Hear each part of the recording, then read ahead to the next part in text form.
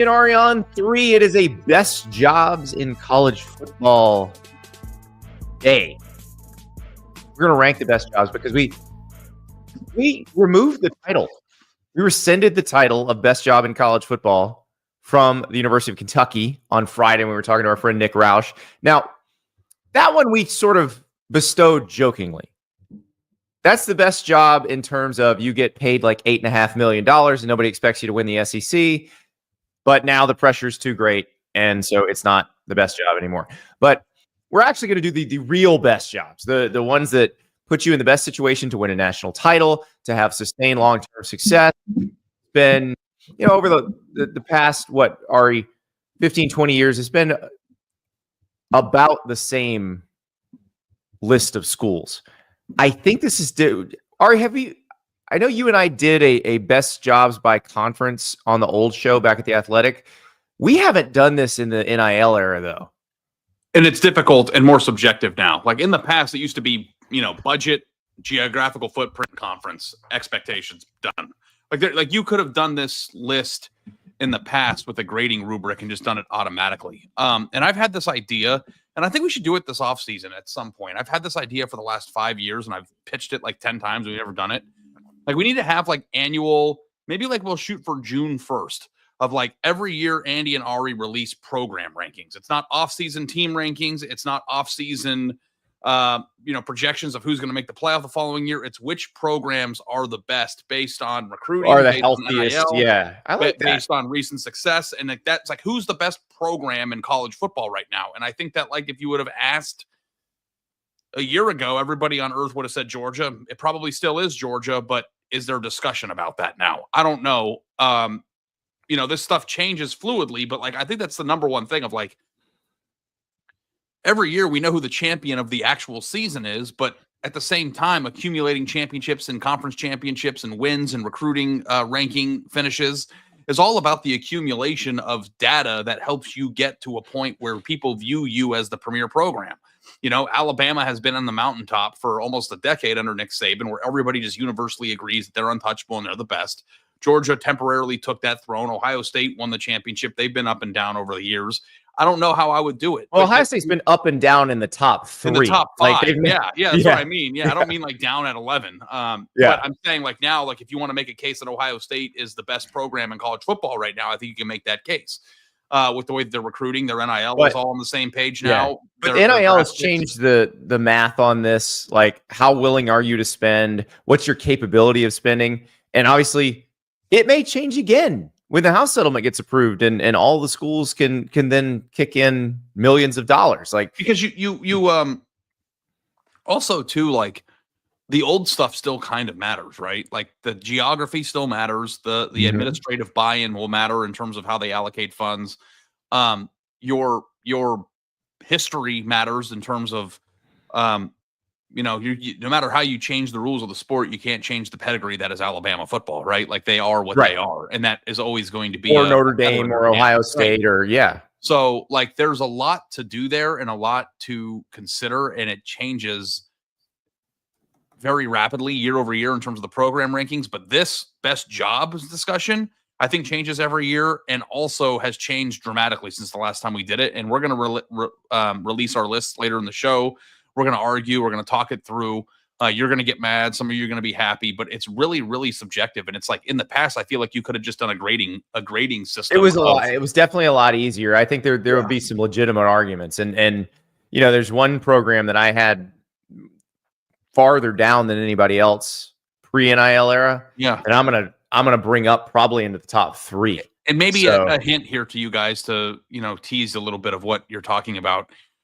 Is this program one where geographical footprint is terrible, but that seems to matter less now? That's another one that I'm going to have up there high, but I'm talking about one that actually has a good geographic footprint, but was fairly dysfunctional for a decade. I don't know. And now everybody seems to be pulling in the same direction. Oh, I know what you're talking about. Okay. That was a good clue. Yeah. Okay. Yeah. Got it. Yeah. Well, if you don't have them in your top 3, then you don't watch. I mean, like that's exactly. But that was a very interesting argument 5 or 6 years ago. I don't think there's even an argument anymore. So we'll talk about this. We got some news to cover. One of the pieces of news actually ties into this discussion we're having because Jared Curtis, the number one quarterback in the On3 industry rankings for the class of 2026, committed to Georgia yesterday. He had been committed to Georgia. He decommitted. It became a Georgia-Oregon fight, and Georgia wins. So you've got him going to Georgia. That's a big deal. And I tie that back to Steve Wiltfong talking to us a few weeks ago, Ari, about Georgia taking the NIL stuff much more seriously now than maybe early in the NIL era, and understanding that the discount of them being able to develop players in the NFL maybe wasn't as big as they thought it was going to be. Yeah. But I also feel like too, like that discount's probably shrinking for everybody, right? And I feel like if the one program that would get a discount though is Georgia, because that they were the king of the sport and they had all these, pun intended, dogs all over the roster. They practice like more intense than anybody in the sport. Like there's a lot of things to like about Georgia, but at the same time, if you're not the unequivocal king of the sport at the moment, then maybe the discount is also an annual floating number. I don't know what that, like, did Ohio State get a discount this year?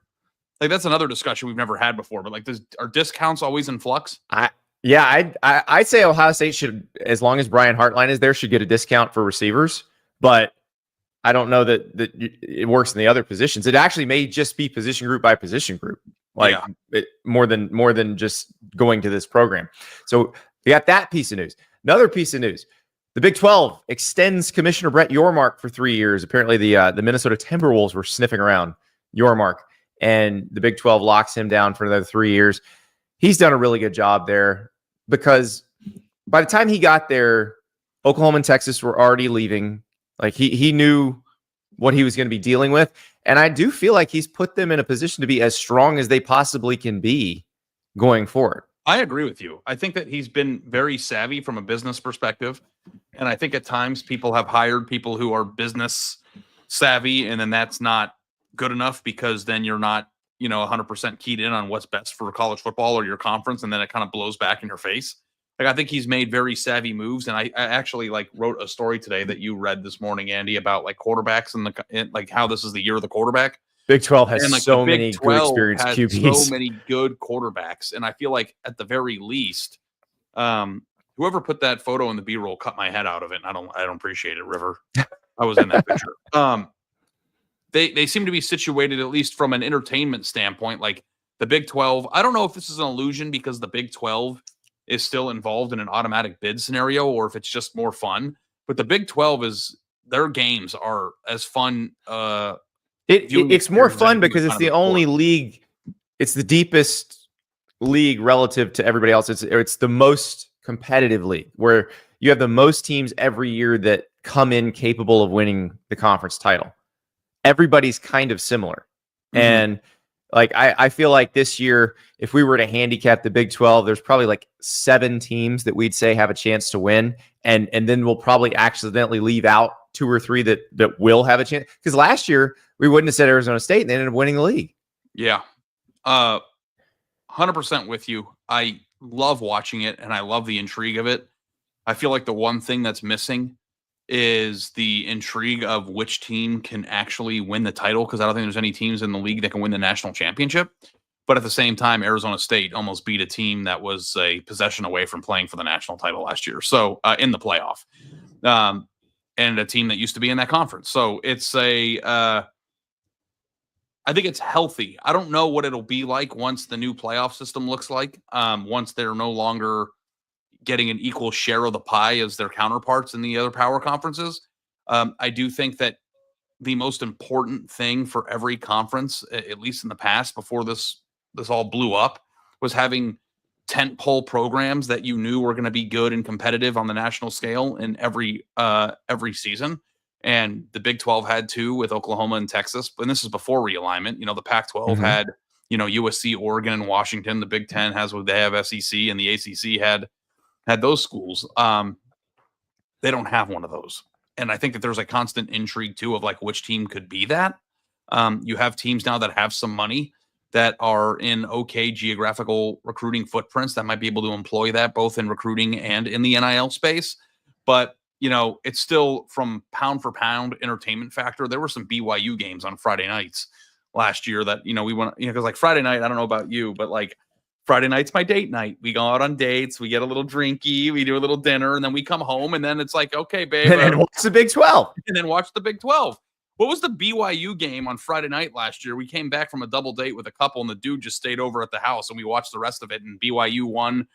They were down like by 3 or something with like 14 seconds left. And was that BYU SMU early in the season? No, that was a good one. BYU came back.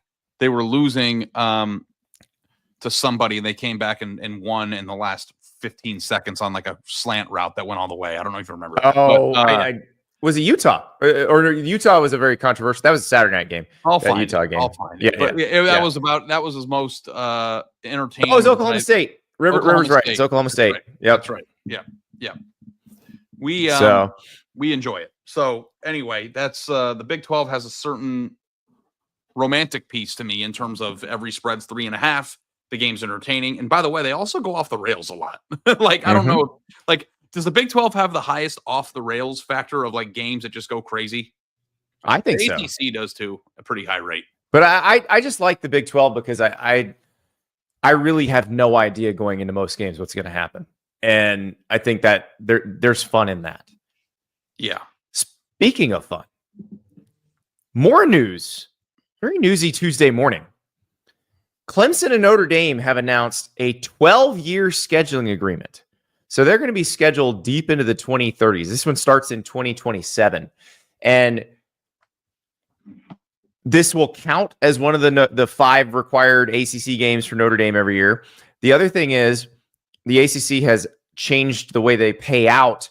And basically, the more games you play against big brands, the more money you get. So Clemson locking down that Notre Dame spot, which would have rotated around to other ACC schools, means Clemson's going to get more money. Now, do I think that Clemson will be in the ACC by the time this ends? Absolutely not. I'm not even sure what the conferences will look like. And I mean all of the conferences by the time this thing ends. But having Notre Dame on your schedule, probably pretty safe bet you're still going to be playing Notre Dame one way or the other. Yeah. I think that you used the term before we started talking on the show about it that I think is good. It's recession proof. Like, this is a property that everybody's going to want to televise. This is a game that everybody's going to want to watch. And, as we sit here right now, I don't know what things are going to look like in 2033, but, it looks like 2 teams that are going to be very much in the mix for bigger competition levels at the end of the year on an annual basis. So, like, I also don't know. These teams have played some, right, but not a ton. But they played some really important games, I feel like, over the last 10 years. Yeah. They played some fun games. Like, remember in the COVID year when Notre Dame was playing an ACC schedule and Clemson went up there and DJU had to play because Trevor Lawrence had COVID. And that was a fun game. That was an overtime game. So like these guys have played some good games. I think this is going to be a really interesting series because it can become an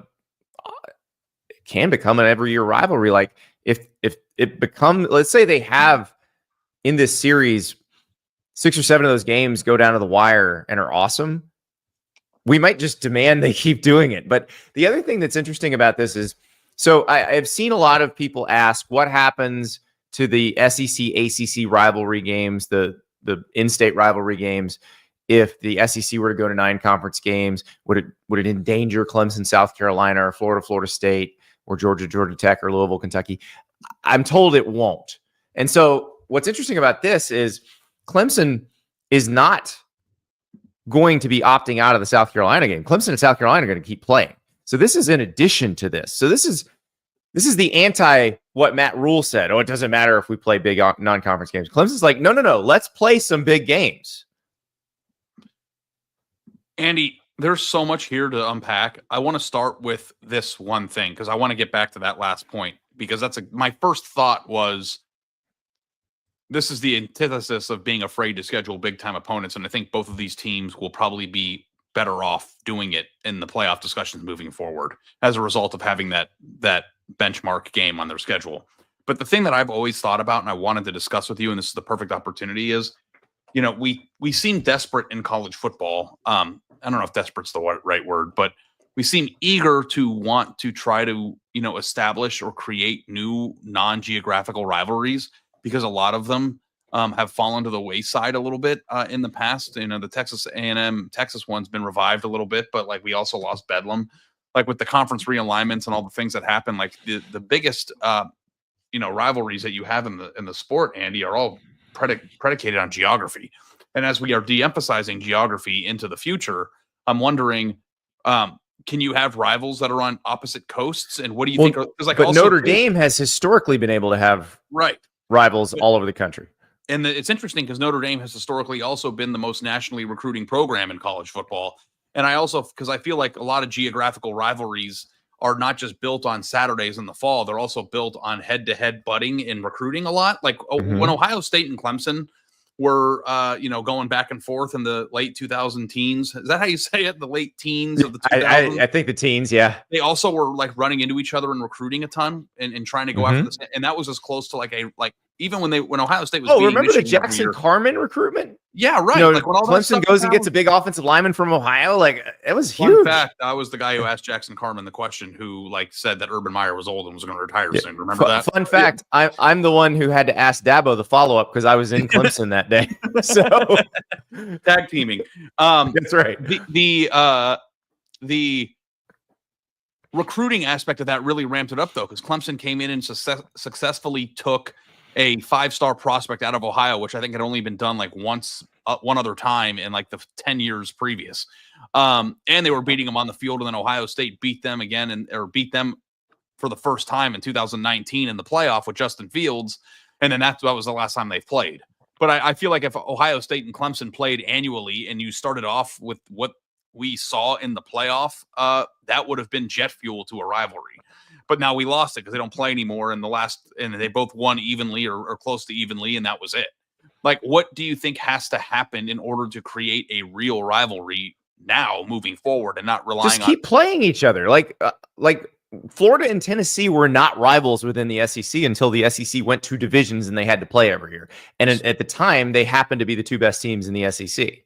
So that created a rivalry. By the way, I don't want to start a rivalry between social media services, but if you're watching on Twitter, it's time to move to YouTube. The chat is so much better. You can mix it up. I guarantee you the argument in the chat when we start ranking these jobs is going to be fire. So head to YouTube right now. The link is right under the link you're watching. We'll see you over on YouTube.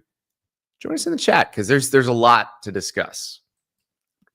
Ari, does this mean, or is it a hint? Because we talked about last week with the SEC, if they go to stay at 8 or go to 9 games for 2026 and beyond, that's a hint that the college football playoff is going to have automatic bids. Is this a hint that there's going to be automatic bids in the CFP? And Clemson's like, oh, well, the ACC is going to have 2, so may as well just load up in the non-conference. Yeah, I mean, that's kind of a way to take it, right? If you think the response to non-automatic bids should be, let it rip. I also think that this is the same exact response I would have to non-automatic bids because you need to do as much as you can in your schedule to accumulate wins in order to overcome the fact that you don't have that automatic blanket holding, around your back, right? I don't know if I think about this backwards, Andy, but I feel like the idea of have to have something guaranteed so then we can lose extra games and play fun games is not how I view it. Mine is I have nothing guaranteed. We have to play good games and win those games in order to get in. I just don't understand this backwards thought. I feel like it's wrong. So I do see what you're saying about the is this a clue? Maybe it is, but I feel like this is the most important thing to do if you are in a situation where you don't have those. And of course, there's more risk, and you're going to lose some of them, and you're not going to be in the playoff those years as a result of that. But playing these games and even playing close games against good opponents, even if Indiana would have lost the second game, but they also lost to a top 10 team by 4. That would have contextualized a lot about if they'd had Notre Dame in the non-conference or something like that, and they'd played a 2-point game in South Bend. South Bend, then all of a sudden everyone said they haven't played anybody. They're the view of it would be different. So, and I'm not a moral victories and losses guy, but I also feel like too in the world where conferences have 22 teams, and a lot of times you're going to have teams that have really good schedules who go unbeaten against crappy schedules. There's not as much context about who's good and who's bad anymore. Like, you could conceivably go off of Indiana last year and say, hey, the one time they played a team that was good enough to win the national title, they got blown off the field, and we don't have any other context of how good they are, and that's bad. So, like, I always am for the promotion of good games because it's fun for us, it's good for our job, and it's great for the viewer. But I also feel like from the program standpoint, playing in good, highly contested games makes your team better, makes them more pliable in the postseason, and also adds more context in your argument at the end of the year if you're a team that's good enough to do it. Because, like, the thing that's the hardest part for me about this whole thing, Andy, is it's become how do we get in and not how are we good enough to get in. It's like, how do we like snake our way in or weasel our way in, and not how do we make our team and program good enough to be legitimately worthy of being in. Those are two very different things, right? Like, and I feel like you should strive to play games, play opponents, and now sell this rivalry, sell this series as you're going to be playing in this nationally televised game, and build your freaking team to not have to worry about that stuff. Just be good. Like, build a good team and then not worry about the rules and the automatic qualifiers. I don't know if that's a rant. I'm sorry, but like, that's just how I feel. It's a good rant. And I think that's honestly what Notre Dame and Clemson are both trying to do. Right. Because Clemson's never been shy about scheduling difficult out of conference opponents. They've always had South Carolina, but they'll go play Georgia, they'll go play Auburn, they'll play Oklahoma. It doesn't matter to them. They've always wanted to go play somebody good, and they've done a lot of home and home with good people. They're doing LSU this year and next. So I like that. I hope everybody looks at that and says, this is how it should be. Like, let's go find the best games we can find. And then Notre Dame, when you're playing an independent schedule, some certainty is nice. So if you're Notre Dame, this is definitely I also a good thing for you, because you're like, all right, here's one thing we don't have to worry about every year. The Jesse Pinkman, he can't keep getting away with this, kind of popped in my head too with Notre Dame for all the people who want them to join a conference. It's like, I got a lot of it. Does this mean that Notre Dame's going to the ACC? No, it just means that Notre Dame has one less pillar of scheduling they've got to worry about for the next 12 years. Like, it was a huge break for them. Not that they need it. People want to play Notre Dame. It's one of their 5 ACC games, or counts as one of their 5. So they were going to get this game scheduled anyway. But now they know they've got somebody good every year in the foreseeable future. But this goes past the grant of rights, right? So this goes past the ACC TV contract even. Yeah. And I would argue that, and we had the show when all that news broke. I would argue that the ACC as we know it, probably the clock on it goes to about 2030.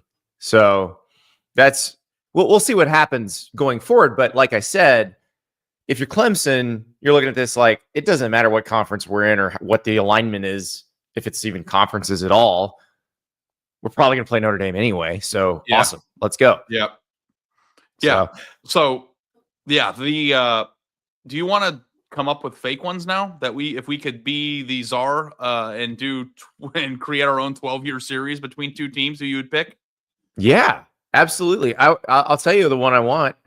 And it feeds into our next discussion, our top jobs discussion. Okay. I want Oregon, Georgia. I had that in my head because we got Oregon, Georgia 4 years ago, and it was a blowout. They weren't ready yet. Oregon wasn't ready yet. Yeah. Different. I feel like that, like, if you are an Oregon fan and you are like a little upset about the way last year panned out, and like maybe you're kind of down going into the offseason because Dan Lanning had the best team, or felt like the best team from coast to coast last year and then got blown out. Like, if you want a litmus test of how things are going for you, think about where you are now and where you were on that Saturday, because you weren't even able to line up and gain a yard in that game.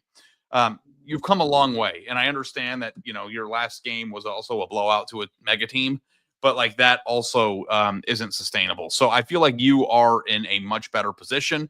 And I love the like, I wonder, like, for you, like, if you're going to pick a bunch of in this 12-team or 12-year team matchup scenario, if you're going to try to go anti-geographical and just try to branch out to give us something we just saw them clash over the top quarterback recruit in the country. And I think we're going to see this feeds into what you were saying, where Oregon and Georgia are ones that see each other on the recruiting trail all the time.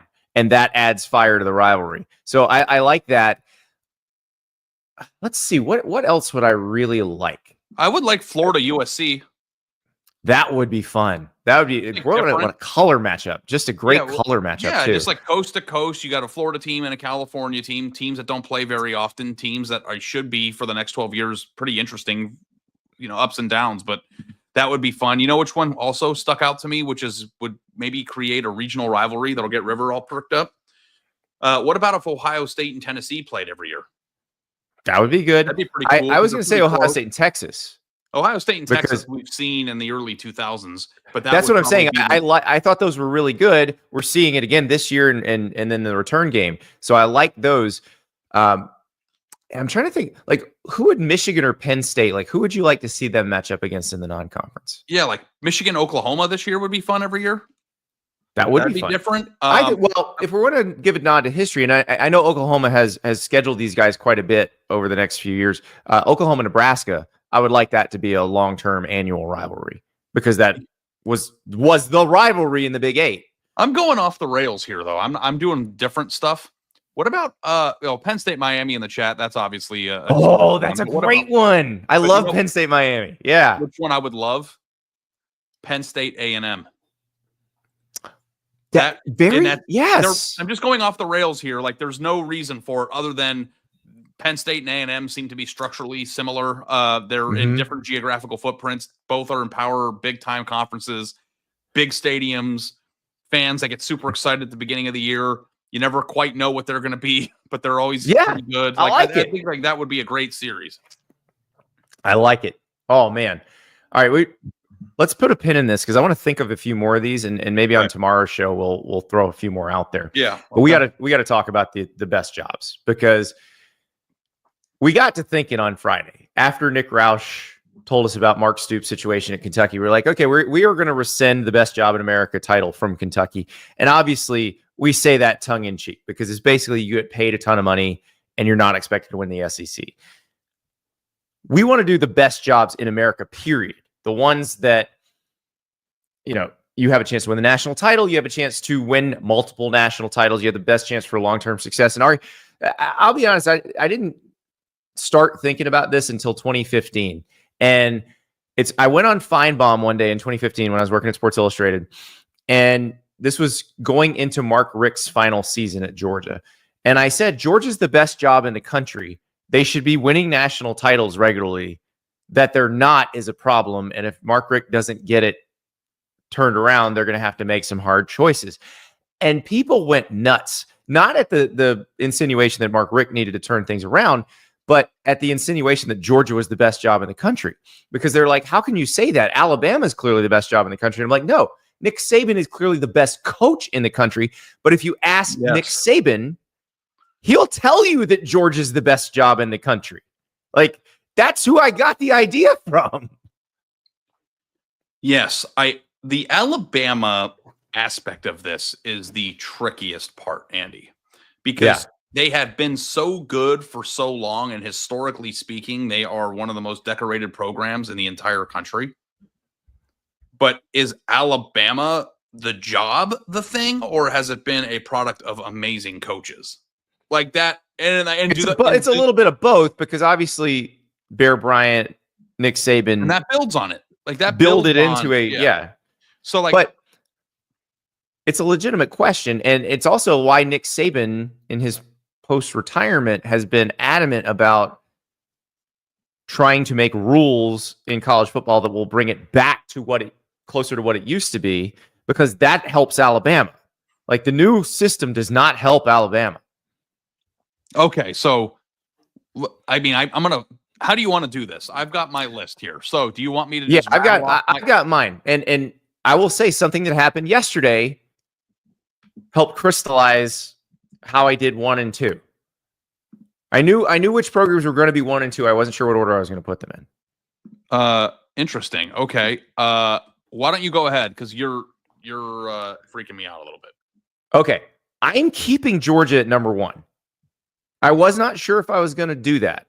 But I go back to what Steve Wiltfong told us a few weeks ago, that they're taking the NIL piece more seriously, that they're making competitive offers in the NIL space, because I still think Kirby Smart's staff gets guys ready for the NFL as well or better than anybody. that the way they practice, the way they prepare allows them to be better than most teams.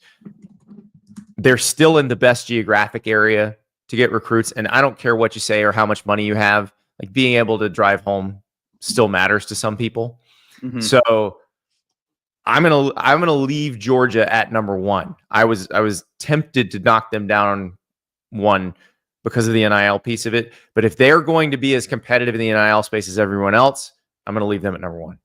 Okay, so I'm going to tell you my number 1, which is probably your number 2. My number 1's Texas. They are no. What? Well, we'll get to it. Keep going. You're not doing that, are you? You're going to do that? Do what? Your number 1 team is going to be that team? Okay. My number 1 team is Georgia. Oh, sorry. Your number 2 team is going to be that team? The team you covered for 10 years? That just won a national championship? That isn't afraid to spend an NIL? I thought you were going to. Okay. All right. Okay. Number 1's Texas to me. Okay. And I think that Texas is a place that has been a bully a little bit in NIL. They have a lot of talent to go around. They're all pulling in the same direction. Like you said earlier on the show, it's a historical program. They're knocking on the door. And part of this too, Andy, is that when you talk about Georgia and Ohio State, like, I don't know how you rank this from a person I ranked this as like, if I'm applying to a job, not like which teams have been most like this. You just want to live in Austin. I see how it is. Austin's a great city, but also too, Texas is a storied program that's still dying to get over the top. Like Ohio State and Georgia expect championships because they've tasted it recently. Like Texas has the entire. Yeah, but I think that's part of it. I think knowing what it takes to win is a big thing. Like, yeah, but I think that like if I were applying for a job, like these are all vacant jobs for me. This is how I did it, and maybe it's a great way to look at it. Yeah, they're all vacant jobs.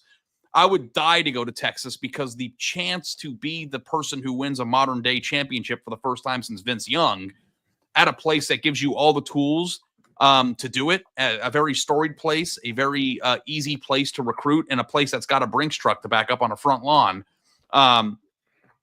Texas to me was number 1, and Texas had been number 1 in the past, like even like in the early 2000s. And I think that in the recent history, it has ascended back up. And I think you can I had Texas way down late teens and into the into the 20s. Dysfunctional then, right? Very dysfunctional administration, but since Chris Delconte got there as the AD, he's gotten everybody on board, everybody pulling the same direction. So I don't have a problem. Like, I'm not even going to argue with you about this because I can accept Texas as number 1 if you're making good arguments here. Yeah, and I also don't think. And also, too, don't you think that, who do you think has a better? And this is tough. And I'm not. I think the top 3 are that different, to be honest with you. Yeah, I mean, we all have the same top 3, but different orders. The thing I want to know from you, and I'm not going to argue, I just want to know your opinion because I feel. Who do you think's got a more advantageous geographical footprint, Georgia or Texas? Georgia. You still think that? Oh, Georgia players are better than Texas players, and Georgia's closer to Florida, and Florida players are better than everybody. Yeah, Texas is close to Louisiana. That's got a lot of players, and like there's this thing called LSU that gets most of those. So. No, I know, but if you want to play that game, you can go back and look at Georgia and how they've done in their own in-state recruiting the last 4 years, and it hasn't been tremendous. Okay. The footprint I'll take Georgia's recruiting. What? I'll take. I also wasn't going to argue, but like that's the depth of Georgia's recruiting. No, I know this is I'm going to make the whole state of Texas mad, but like I'm telling you right now, if you have a choice between Georgia and Florida players or Texas players, you're taking the Georgia and Florida players. Clip it, River. Yeah, but also like Texas is a place that can go into California, but so is Georgia. Like I don't know. Like I feel like Bowers from Napa, baby. But like, no, we're splitting hairs here, and I'm glad you said this. I'm glad you have Texas number 1 because, like, you're right, and I think there's a chance that 3 years from now we could be saying, yeah, Ari was looking more to the future, Andy was looking more to the past. Yeah, mine is all future predicated. I mean, I'm using the recent past to kind of guide me because NIL was a factor here. And the one thing we know about Texas is that they're ahead of the game and ahead of the curve from Georgia. Georgia's catching up, but Texas is one of the leaders of it. You know, Texas's like recruiting has gone through the roof because they have been wheeling and dealing behind the scenes. But Georgia has won national titles more recently. Georgia played Texas twice last year and beat them both times. Like, I think Georgia's doing just fine. The thing is, Georgia didn't have to make much of an adjustment. They did need to. But the fact that they have now, and if they're going to be playing the same game as Texas, if it makes you feel better, Andy, Georgia's my number 2. So, like, I mean, like, it's not like we're 12 spots apart here. But and I have Ohio State number 2, and you have them number 3, and I have Texas number 3, and you have Texas number 1. I don't think there's that big of a difference between these 3 jobs. I think if you get one of these 3 jobs, they should expect you to win a national championship, and they're going to give you the resources you need to win it. Ohio State. Do you want to unpack Ohio State a little bit? Because Ohio State, to me, was a team that, like Georgia, had to catch up in NIL. Like, if you remember how they were for the first few years, they lost players out of high school, and they had 2 different collectives. It was kind of all over the place. They seem to streamline their approach, and like last year's roster, I mean, people view as the poster child of NIL, and I think that it is, but for very different reasons. People thought that Ohio State bought their team last year. They did. They certainly did, but they bought the players they already had. If you go back and look at the way that they did it, I think that's the most functional way to do it. Recruit really good players out of high school, develop the hell out of them, and then retain them is such an important piece to this whole thing. And if you go look at some of the players that made the biggest plays on the biggest stage towards the end of the year, like Jack Sawyer and the strip sack that he took back to win the Texas game. That's a guy who could have gone to the NFL, been a 5th round pick. We've been through this, but Ohio State's NIL was so good, and they spent all that money on their roster, but they did so by allocating the majority of their funds to players they recruited out of high school, which I think is the most functional way to do it. And that's what Georgia's been doing. That's what Alabama's doing right now. Like that. And Ohio State's recession proof. I feel like they've proven that they are one of the only. They've never had a down period in their entire history, like a 7-year down period of being bad. Just has never happened. But at the same time, too, I don't think that Ohio State's geographical footprint, although this isn't necessarily as important as it's been in the past, is as deep as Texas and Georgia. No, it's not. It is good at the top. Like, and that's the thing with Ohio, with West, because you can go into Pennsylvania still. Like, it's good enough at the top that you're going to get some top end players, and you're going to be able to get what you want out of there. And then you can go into other places and get what you need. And here's the thing that we have to acknowledge, Andy. If you're not beating Michigan, your life is terrible. Like, there is a major risk. And like, listen, as we go down our list, like, this is a much different proposition than it was 7 years ago. Ohio State beating Michigan used to be taken for granted. They did it every year for 20 years. And then that you wouldn't really think about that. But now that Michigan is a top 10 job in America, and they have obviously opened themselves up to NIL and gotten Bryce Underwood, and like, Michigan is becoming a bigger problem for Ohio State, for not just because they've won, what is it, the last 4, but because they're committing to football in a way that they weren't committed to it while Ohio State was dominating them. Well, and that we're going to get to that discussion too about where Michigan falls on this list, because it would have been much further down before.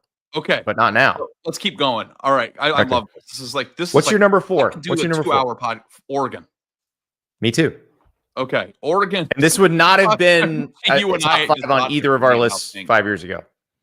Oregon, to me, used to be a top 10 job, like in the 9 to 12 range. But because they have there's no players in Oregon, period. But Oregon has made California its own state. Like, and I don't know if USC's, they're doing really well in recruiting in 2016. USC's recent changes may change that. Yeah. They might change that. But for the time being, Oregon gets what they want for the most part in California, and goes out and flips SEC commitments at the last minute, and is in like head-to-head, down to the wire recruitments with 5-star quarterbacks from Nashville. Like, Oregon's NIL is probably the leader in the entire country in terms of functionality. They also can mirror it with one of the largest corporations and the coolest corporations any kid or teenager would want to be a part of. Their uniforms are sick. They play in a conference now that is going to be in the mix every single year. They're going to be amongst one of the richest, if they weren't already, programs in America. Their facilities are amazing. And I just think that if you take away the geographic footprint piece of it and make it less emphasized in your final ranking, you have to have them in the top 5. I also think, and Texas is probably, you can make this argument for them too. Oregon and Texas have shown that good evaluation plus a willingness to spend on players can change your fortunes very quickly. Very, very quickly. Because Oregon now has one of the best rosters in college football, as does Texas. And they're producing NFL players at a very good clip. And they're in on guys that basically everybody who's a big time recruit, Oregon is in on now. Like, they don't always stay in on them, but their evaluations of them are pretty good too. Like the ones that come down to Oregon and somebody else, whether they go to Oregon or not, usually end up being pretty good. So yeah, Lanning and his staff have done a good job evaluating. And they're going to I would win argue a the same national thing title. about Sark's staff at Texas. They're going to win a national title in the next 10 years. It's going to happen. Like, they're going to keep knocking at the door, and eventually they're going to break through. And It's what we said with George and Kirby Smart early on in his tenure there. Like, if they keep doing this, they're going to win one. And they won two. The thing that I like about Oregon too, Andy, that nobody will say, but I'm going to say it. They played in the national title game during the era in which local talent was king. Like, right. They already transcended it at a time in which it was really hard to transcend. There weren't a lot of teams in that position that were competing at that level. So the fact that they were able to do it in another era shows you exactly what they are capable of, and now what the potential is. Yeah. So I like them. Okay, so let's go 5. This is where I think we're going to split. Okay. I went a little buku on this one, so forgive me. Will you go first then? A&M. Okay. A&M. Explain. A&M is a loaded team that plays in the SEC. Loaded with money, not necessarily loaded with the best players. Right.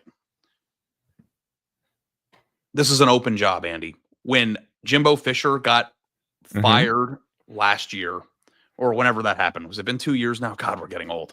I wrote a column for The Athletic that went viral. People went absolutely insane. And I said, you can make a case that one of the best jobs in college football is open. And people are like, A&M sucks. And it's the same thing.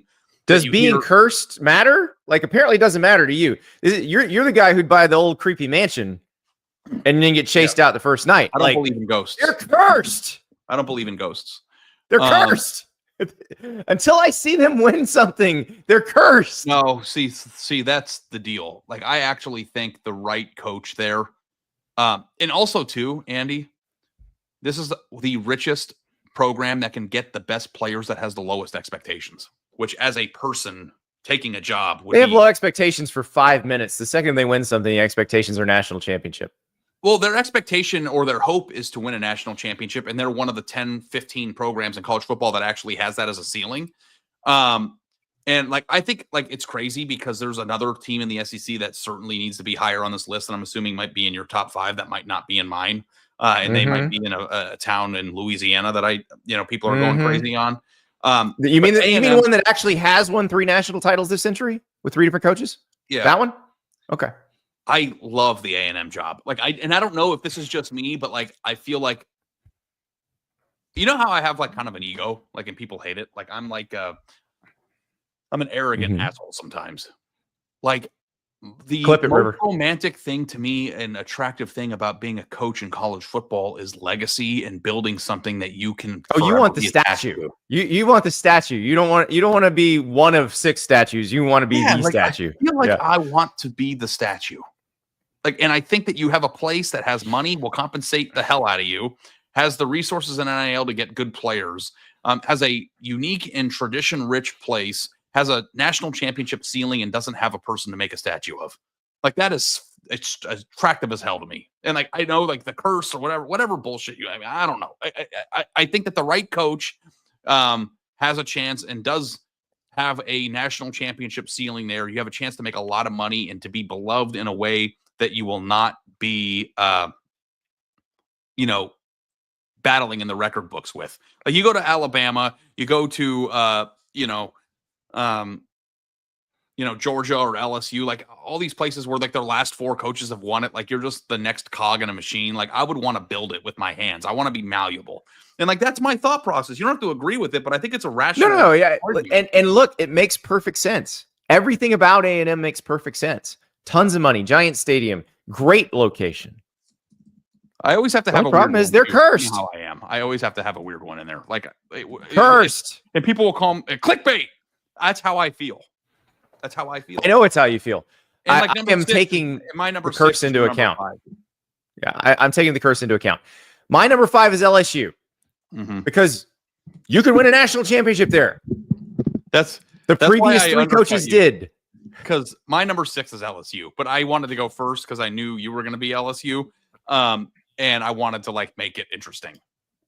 Oh yeah, no, LSU is an interesting job, and I'm not sure this time last year I would have had LSU this high if we were doing these with the in the NIL era, because I wasn't sure where LSU was on that. But if you look at what they did in the transfer portal this year, you look at the way they've recruited in the 25 cycle and the way they're recruiting in the 26 cycle, I think LSU has figured out the formula here. So you add a play like LSU is one of the rare places. Ohio State's the other one where the kids who grow up in that state really, really want to play there. And even in the NIL area, I think that matters a lot. And so when you have some good recruiting years in Louisiana, and it does ebb and flow a little bit, but when you have deep years in Louisiana and you get most of those players, you're going to be really good. And LSU I look at tradition, money, stadium, fan buy-in, geography, and history of winning. Like you could make the case that LSU could be one. It is not as wealthy of a state, and if you're going to have to still get people to donate to your player payment system, which I think you're going to have to, or you're going to have to make whatever happens when the House settlement gets approved, you're still going to need rich people to help you out. They don't have as many as Texas, as Ohio State, as Georgia, but they have enough. They care deeply, and they're going to have enough money to make this work. So I do think there are going to be cases where those other programs are going to be able to money whip them a little bit. But LSU has something that most of those don't. Ohio State has it too, where potentially a really good core of good players in your state that want to come play for you as long as you are competitive. Yeah, and it's got the unique advantage of being the only big-time football program in a talent-rich state, which Ohio State also possesses, although Cincinnati's in the Big 12 now, if you want to count that. They weren't for many years in a power conference. But, and they're not looked at. It's like Georgia and Georgia Tech. They don't really compete against one another for recruits, even though they're both in power conferences. Yes.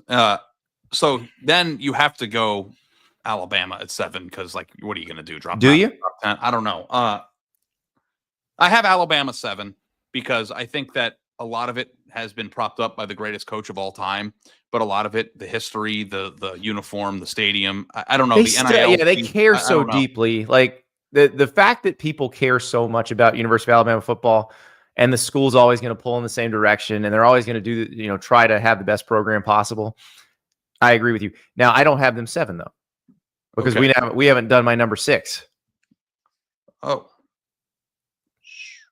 I blew it. Okay, go. You do 6. You and ready? 7. Yep. Notre Dame. Interesting. And I would not have put them here 5 years ago. I don't even know if they'd be in the top 15, because what was the biggest gripe about Notre Dame? And a lot of it was Brian Kelly indirectly saying it. Not being able to get kids into school? Correct. They seem to be able to now recruit a talented enough roster, because you saw that they got to the national championship game in spite of lots of injuries last year, and so they were deep, and they also didn't get an easy path into the they played a slog to get to the national title game. So I think now that and a lot of it may be because the NIL era has flattened the sport slightly, that Ohio State, Georgia, Alabama, Texas, it's harder for them to just build the super teams. Like that's where Notre Dame benefits, because a roster that would not have been able to compete with those types of rosters before now can, because they're very similar at the top of the roster, and there's a little bit of depth there. I think Marcus Freeman's done a really good job recruiting, just proving that you can make a deeper team than maybe you could in the Brian Kelly era. I think more than anything, I think Notre Dame is the beneficiary of the fact that super teams are becoming rarer. Because I still doubt that. But they're also very willing to spend on players. Very willing. I doubt still, and I don't know if this is wrong or right. I'm the big Notre Dame guy now, but Notre Dame's, with push come to shove, with the recruiting region, which has meant the least amount of them historically, and the standard and culture of the place. Because the thing that you have to understand too about Notre Dame is it's not for everyone. I feel like if you want to go to LSU or Alabama or Georgia or Ohio State, you could find fun and your type of vibe there, no matter what you are. Like you have to be a specific kind of person to thrive at Notre Dame. Thrive at Notre Dame. And then academically speaking, like I think that those two things make it more difficult to build a super roster. But they might not ever have to now, which is the reason why I moved them up, but I didn't move them up quite that high. So I also had Alabama at number 7. Okay. For the reasons that and this is, again, we talk about, like, Nick Saban has made this abundantly clear. And I think Nick Saban probably was hinting at it before he retired. The NIL era makes it tougher on Alabama to do what Nick Saban did. Like, Nick Saban looked at the NIL era and said, I probably can't dominate the way I did, because I can't build as deep of a roster as I did, because they can't create more millionaires in Alabama. They will never have more millionaires in the state of Alabama than they have in the state of Texas. Nick Saban has made headlines this week. We haven't talked about it, but he has been talking to President Donald Trump about trying to reform and potentially sign an executive order. I don't know. We could have a segment about this tomorrow, because I don't know what that would look like or how it would be applied. But I think that what you said about the NIL space, and if you are an Alabama fan who is upset to see them so low on our lists, your former legendary head coach is telling you why they're number 7 on our lists. Yeah. Basically, I formulate all these lists based on what Nick Saban thinks. Like, the first time I moved Georgia to number 1 is because that's what Nick Saban thought. This is a reflection of what Nick Saban thinks. And what he wants Donald Trump to do is basically hand down an executive order that turns back the clock, that makes it where there is a hard cap on what players can make, which I don't think can happen without repealing the Sherman Act, which has a lot more functions way beyond college sports. So I don't think that's going to happen, or if it did, it would be very temporary, because you just can't arbitrarily cap an entire workforce's earning power. It's not going to happen in this era. So I think that's not great for Alabama for the reasons that we've listed. Now, does that mean Alabama can't produce great rosters and win national championships? Absolutely not. Because just like we were talking about Notre Dame, the flattening of the sport, like, as long as you evaluate well and you have a deeply caring fan base that's gonna fund you, which Alabama does, you're in the mix. And like, does history still matters to a certain extent, right? Like, being Alabama still matters to every like, that's the thing. What's the life cycle of? I think if you are 5 years removed from a title, that's the life cycle of what you look like in a fan's head, or I mean, a recruit's head. Sorry. Like, I think people will remember Alabama's dynasty and Nick Saban run, who are listening to the show for the rest of their lives. But when Nick Saban won his last national championship, the 5-star quarterbacks 5 years removed from a title will have been 11 when that was happening. So you have to frame yourself in the mind of what do recruits remember. And I think that the 5-year cycle is a very interesting dynamic as it pertains to how you're viewed in recruits' minds. And they still have it, but their history should speak for themselves, but continuing to win is always important in that regard, which is why Kalen DeBoer's on the pressure cooker right now. So who do you have at number 8? Okay. 8, Michigan. All right. That's who I got at number 8 as well. This sucks. I'm sorry. I know you wanted to argue more. Michigan I have at number 8 because it's a team that broke through and won a national title. It is a wonderful academic institution, although not the type of place that will restrict the type of person who will want to go there. It's got some of the most beautiful uniforms in college football. It's got an iconic stadium. And all now right, get to the point. They're willing to spend now. That's why they're here. They're willing to spend. Well, I'm just saying, all the things, historically speaking, it's a blue blood program that's willing to spend now. And we had this discussion. Remember sitting, were we at Michigan or Ohio State? I can't remember which year it was. It was after the game. I was yelling at you about putting chicken fingers in ketchup. And they would have been like 20 on the list back then. Right. We were having this argument about why, and I wrote a column for The Athletic that year. It must have been 2019. It was that was the year. Was 2019 the year that Michigan was favored? No. 2018 was the year Michigan was favored, and Ohio State blew them out. And then 2019, Ohio State just blew them out again. This was the year that Jim Harbaugh got the question of why is there a gap? Yeah, he got really mad when the guy said, "Is it coaching?" It wasn't coaching. It was a willingness to do what you got to do to win national championships. Which, if you look at the chat right now, it's all about Michigan's willingness to do what it has to do.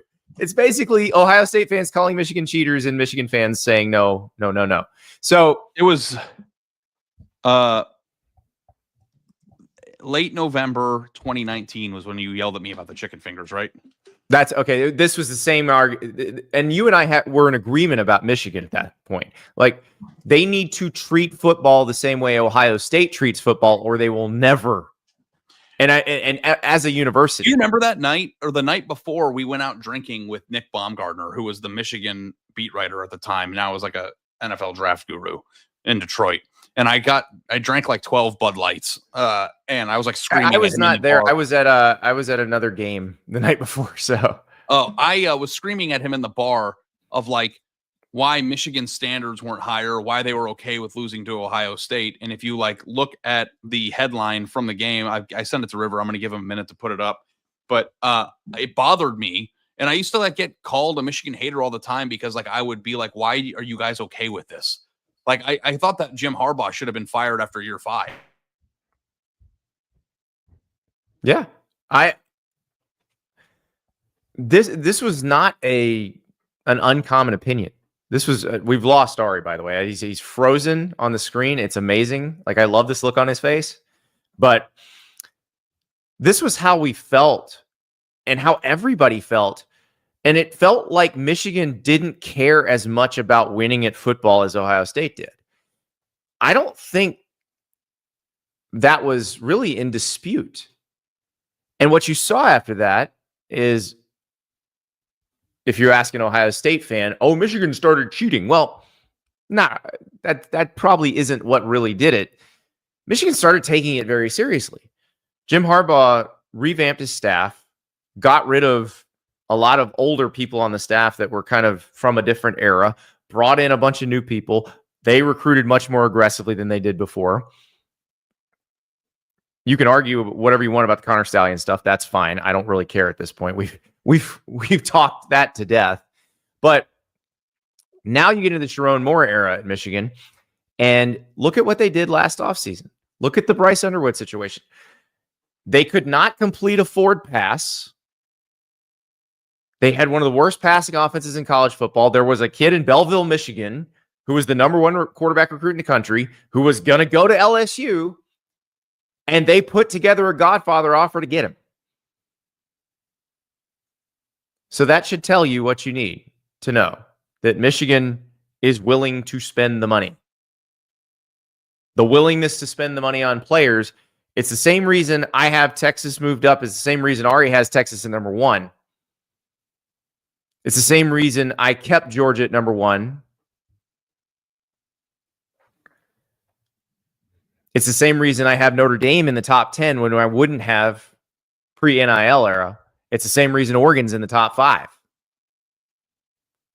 Being willing to spend the money on players at this point in this era is all that really matters. You have to have that willingness. You can't say we're going to do this on a discount or we're going to out-evaluate everyone. You have to evaluate well too still, but you got to be willing to spend so when the special player comes along, you can get him. And I hope Ari's okay. Hope Ari's okay. We've lost communication with Ari, so hope he's all right. Hopefully he's just power went out at the house or something. But power did go out at the house. So we will move on. I'm going to go to my next one on the list. I'm going to go to number 9 on my list. It is Clemson.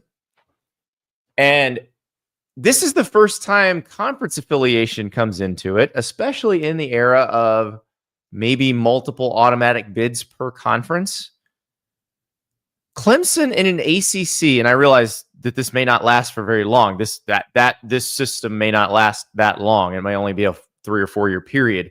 But Clemson in an ACC that gets 2 automatic bids, which is what we think is going to happen in 2026, feels like a program that can pretty much pencil in a CFP appearance in a lot of years, where all you've got to do is be one of the 2 best programs in the ACC, and you're in the playoff. Clemson has, a more exaggerated version of what we were talking about with Alabama, where you're not creating more millionaires. It's not a huge fan base. It's actually a relatively small fan base, but they're incredibly passionate. They are willing to devote resources to their program. You've seen Clemson; they're working on trying to close that gap, money wise, between what they get from the ACC and what the SEC schools they have to compete against recruiting get. But also, that series they just made with Notre Dame is for getting more money. Because the bigger the brands you play, the more money you're going to get from the ACC in the new system. So they're doing all that. So I do think Clemson can just stay where it is in the top of the sport, where the access to the playoff for Clemson is going to be, I would say, easier than a lot of these teams that we've mentioned. We'll see. I mean, if the Big Ten and the SEC are getting 4 spots, then maybe I'm wrong. Would Ari, I had Clemson at number 9. Would you agree or disagree there?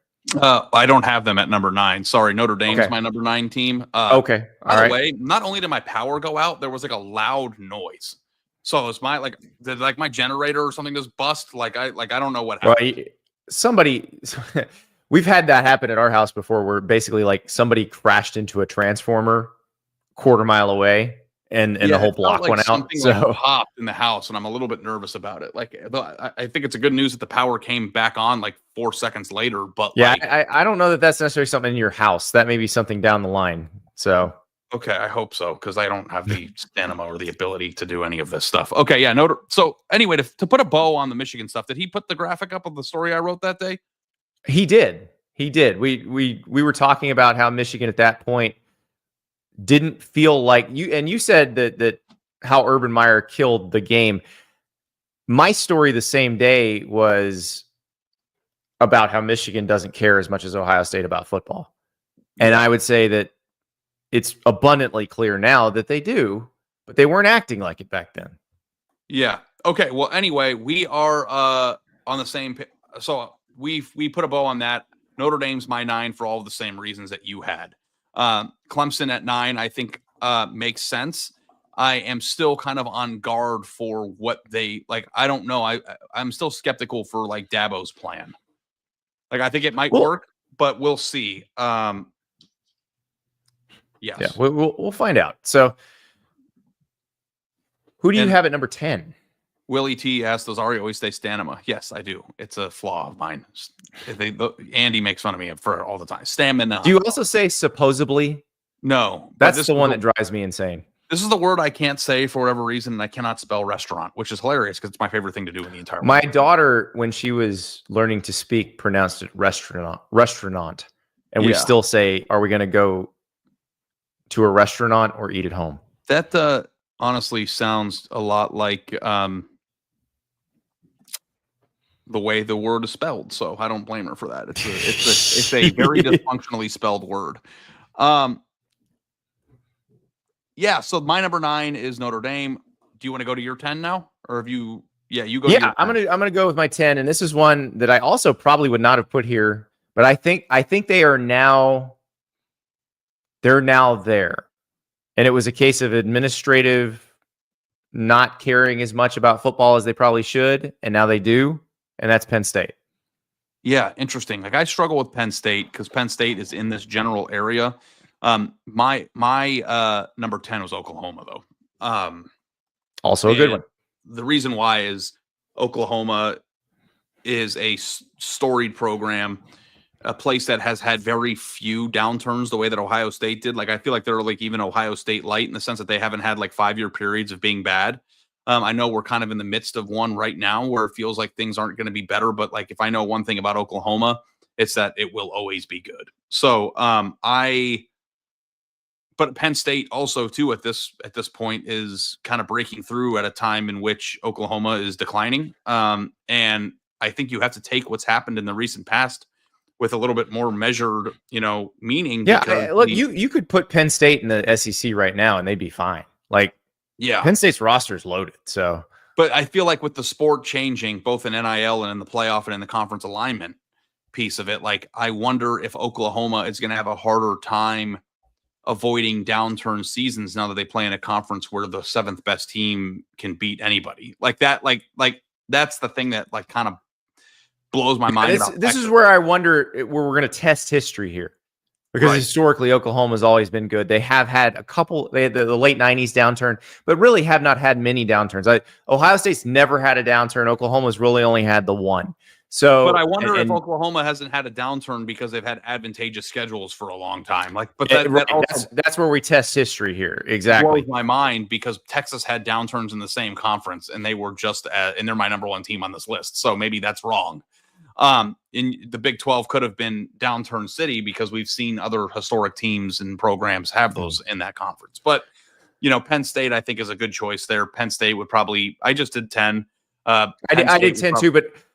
We've got a comment in the chat from USC Priority, and I'm glad they brought it up because I think this is an interesting discussion to have. USC is a top 5 college football job. You guys amaze me for all the wrong reasons. Okay, USC Priority. So here's the thing. This is one of those, if this is true, then this also has to be true. If you think that USC is a top 5 job, what do you think of the job Lincoln Riley has done? Because if it's a top 5 job, then he's doing a terrible job.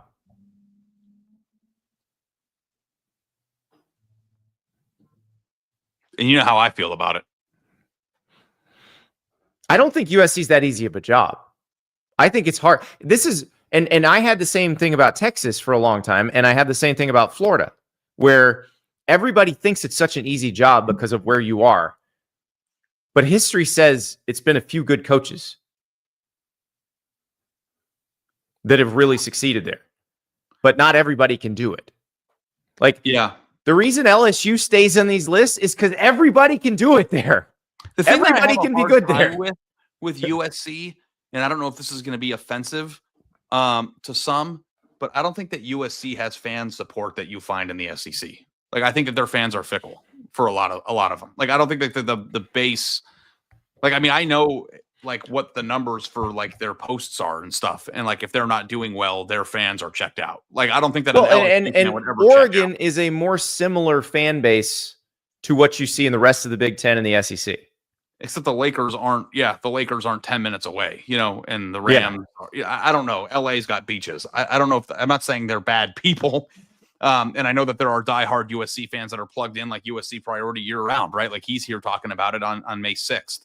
But like, I feel like if USC drops 2 games out of their first 6, like their fan base is gone. Like, and I feel like that to me is maybe part of the reason. But if you want to like come up with like a hypothesis for why places that seem to be easy jobs on paper, I mean, like, listen, I have a team that's never won anything in my top 6. USA Priority, are we going off best jobs or easiest jobs? The best jobs are easier to win in than the worst jobs. If it's hard to win, it's not one of the best jobs. I think it's a USC Priority. It's a combination of everything. It's how much money you make. It's the resources you get. It's fan buy-in. It's stadium you play in. It's NIL support. It's recent history. It's all these things. And if you want to put USC in the top 5, go ahead. But I just don't know that there's been a lot of top. I mean, I think Texas Pete A&M Carroll was a really good coach. Texas A&M, that's what I think, is the exception. But I don't know that I like. But see, I don't have Texas A&M in my top 10. Texas A&M, reason. Andy, though, I think is interesting to open up another, thought process. Which team or teams that have had 15-year downturns since the year 2000 are also still equipped to win a national championship moving forward. Like I think Texas A&M is the exception to that rule. Are there any other ones that would fall into that mix? I guess USC maybe, right?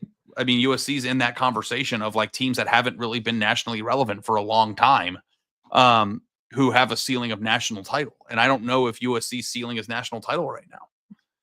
I think Florida, I would put Florida ahead of USC. Florida's not on either of our lists. No, and Bruce River points out we don't have a single school from the state of Florida in our top 10. And I'll tell you exactly why, as someone who lives in this state and has followed these programs very closely.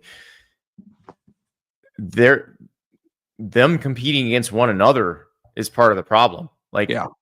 I have always pushed back on the argument of, oh, Florida recruits itself. Florida State recruits. No, it does not. Miami doesn't recruit itself. Like, it is war down here. And everybody else is coming in to get players too. It's not like it's just those three competing. You know, Alabama comes in and grabs the best receiver every once in a while, or Ohio State comes in and grabs the best receiver. Like, when's the last you time have to deal with that too. Florida made the playoff? 2015? Florida State made it in 2014. 14, yeah. That's crazy. We're 10 years into this thing, and a team from Florida hasn't made the playoff. Mm-hmm. It's hard. The jobs are difficult. And like the Florida job is the same thing like I was talking about with USC. They've had two all-time great coaches who won national titles at Florida. That doesn't necessarily mean like everybody else has been pretty mediocre. Defiance in the chat said this, and it's correct. Like they compete against each other, but also Saban like kicked out their knees from all three of them at the same time, like taking four of the best players in the state every year. Yeah. Well, and Cole points out Florida players leave the state all the time. And I would argue that Florida is probably the one where there's the least I got to stay home or the least tie, feeling like you're tied to home. Most of the population is from somewhere else or their parents are from somewhere else. So there's a lot of ties to other states too. Yeah. People have family in other states. You would think that Florida's a nice place to live. You would think that it would be the opposite. I am curious as so like my kids are first generation Floridians. Like my wife and I both weren't born here. Our families moved here when we were kids. My kids were born and raised here. Like I wonder if that changes that because there's obviously several generations of that now. Discussion that we have about Arizona State, right? Like it's a big place, and but like they're not high on my list. I would say that Georgia's experiencing the opposite of that. As the population in Atlanta grows and has grown over the years, I wonder if the allegiance to Georgia has declined as a percentage of people in the state because people are moving in from somewhere else. So you have Ohio State fans, or you have Michigan fans, or Penn State fans, or South Carolina fans, or whatever, moving to Atlanta because that's where the jobs are. Like that probably changes. It probably isn't. Well, I gotta wait. You wake up. I gotta go to Georgia. Yep. So TJ, what do you think is the best job in Florida? I think it feels like it changes from year. I will say I think Miami is a much better job than it was since Dan Radakovich became the AD, because he has impressed upon them the need to act like everybody else, the need to spend like Florida and Florida State spend. They weren't doing that because they'd done so well in the previous era, but the world had kind of changed on them and it was leaving them behind. And I do think what they've done since Radakovich got there, and you've seen the resources they've given Mario Cristobal. So I'd say that job has gotten much better than it was, but I'd say all three jobs are pretty similar right now. Yeah. I don't know. I don't know how to answer that. I think that Miami has the least loyal fans. You tell me, you live there, and the fewest, I mean. But also has the best geography. Well, yeah. I mean, South Florida is a loaded place. Like you talk about metro areas in America, the best metro areas for football talent concentration are South Florida, Atlanta, and Houston. So like it's theoretically should be easy, but I argue that being the Miami coach is hard to recruit in South Florida because the politics of it are different for you than it is for even the Florida coach coming in.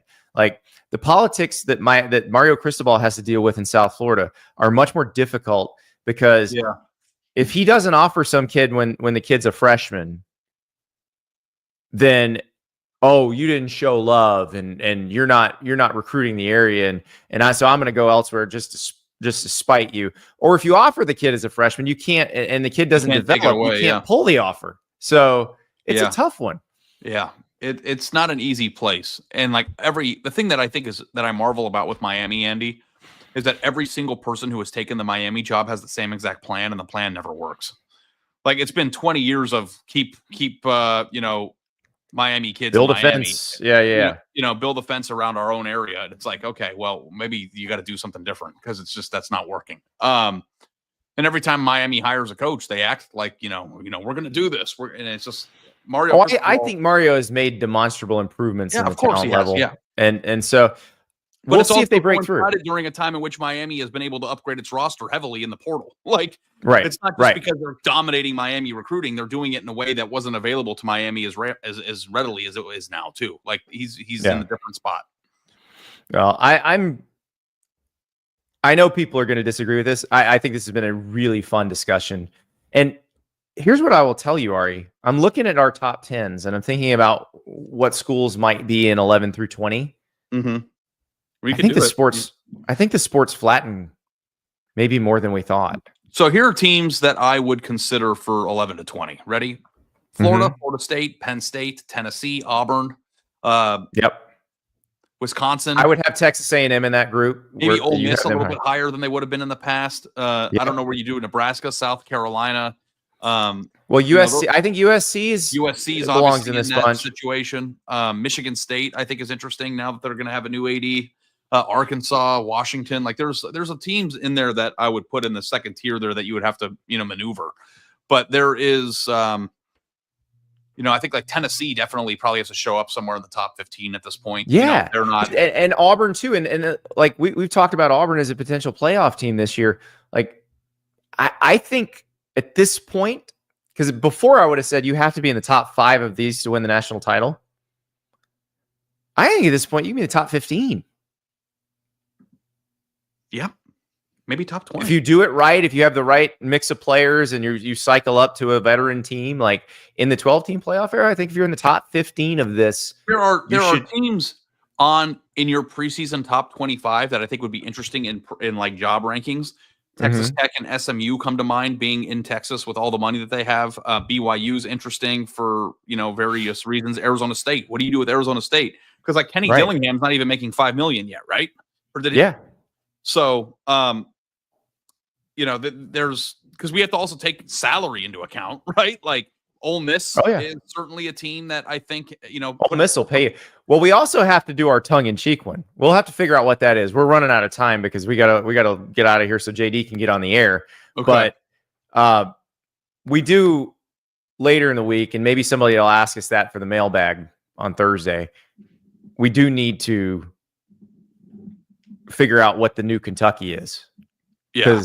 Because that's really the best job. I mean, Kentucky's still pretty great because he's going to get a lot of money. But so much money. Yes.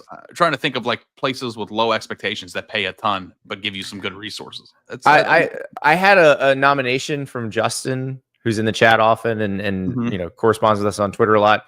He suggested Minnesota, which I think is getting up there in terms of what they're going to pay. Yeah. So producer River wants to add a public service announcement. The Real ID thing is taking effect on Wednesday. Like if you got to fly, you got to have that star on your driver's license. What? Yeah. So River had to go to the DMV and sit for 4 hours to get his Real ID the other day.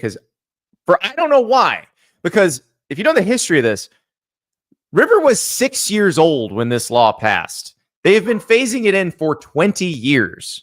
Like in the state of Florida, they just sent me a driver's license that had a star on it. Like River apparently got a question the last time he renewed his driver's license. Maybe when you got your driver's license when you were 16, they asked, did you want Real ID? No, it was when I was 21 in college. Why did they even ask? Just do it. They're like, do you want Stay it? to Tennessee. Get off the schneid. I haven't had. I don't know what you guys are talking about at all. And I How about your driver's license? Does it have a star on it? It's downstairs. I'll go look at it. But if it doesn't, I can't get on an airplane. He's going to have a bad day at the airport coming up soon. I have Clear. Does that help me subside this? Because I never pull my ID out. Nope. You can bring your passport. Now, Clear probably required you to have a real ID already when you signed up. Yeah, I never even pull out my driver's good. license when I go to the airport. Yeah, you're probably good. You just do the retina scan. So yeah, it scans my face, and then I pay with my palm at the at Whole Foods. Yeah, my body is a wallet. Yeah, I will say, as Steve in the chat says, make sure you travel with your passport. I actually have the passport ID card, which does not work as a passport, except I think you can go between Mexico and Canada in the U.S. with just the ID card. And my passport's expired. But I keep it as a backup in case I lose my driver's license, which I did one day at your house. And I got to the airport and I'm like, oh, I have my passport ID. I can get on the plane. Will they not? Like, they let people on the plane who lose their wallets all the time. They just take you into a back room and they ask you an extensive questionnaire to make sure that you're going to need to have that star on your driver's license. That's the rule. So what do I do tomorrow? If I don't have the star on my driver's license? I'm flying in a few weeks. Go get a new driver's license that has the star on it. Good luck. I don't like going to the DMV. It sucks.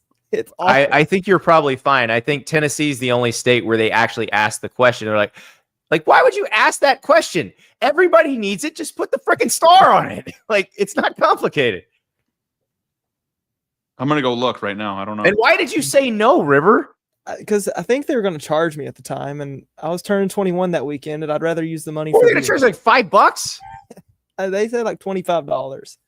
That's a lot of money for beer in college. I had to go to the DMV 2 weeks ago, and I was only there for 40 minutes, which was a nice surprise. So, the $25 4 years ago, was that worth the 4 hours you spent, River? Was that worth the 4 hours of your time? The weekend I turned 21. Yeah, I'd trade it. I'd still do it. I'd keep those $25 when I was 21. See, then it all worked out, and you got on a plane last week. You had a real ID. Yep, everything went fine. $5 is righteous bucks, man.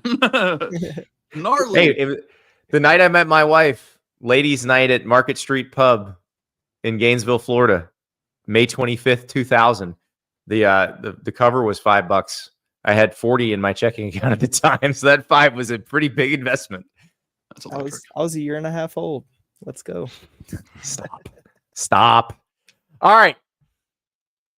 Stay tuned to the On3 Sports YouTube channel, because JD Piquel will be joining you with the hard count at 11 a.m. Eastern, 10 a.m. Central. We will be back tomorrow, as we are every morning, 9:30 a.m. Eastern time. We got to come up with the new Kentucky. So that's one of our topics for tomorrow. We'll see what the rest of the day brings. We'll talk to you soon.